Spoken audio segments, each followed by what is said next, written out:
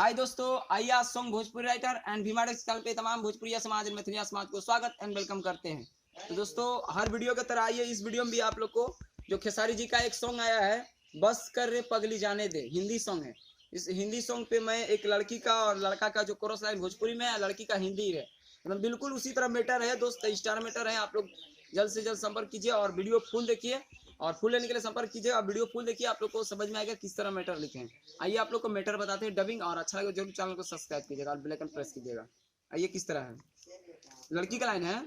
16 की मेरी जवानी करती है पानी पानी, सुन ले रे छेल छबीला, बना ले अपनी रानी, बना ले अपनी रानी। एक बार फिर से, 16 की मेरी जवानी करती है पानी पानी, सुन ले रे छेल छबीला, बना ले अपने रानी। इसके बाद लड़का का लाइन कोरस कहता हूँ, हम जान गईनी कुछ तोरा बारे में, हा बारे में, तू तो खुश रहबे जाके ससुरारे में, तू तो खुश रहबे जाके ससुरारे में, बबी गंगा जी नहैलू है कुमारे में, बबी गंगा जी नहैलू है कुमारे में, तू तो खुश रहबे जाके ससुरारे में, तू तो खुश रहबे जाके ससुरारे में, बबी गंगा जी नहैलू है कुमारे में।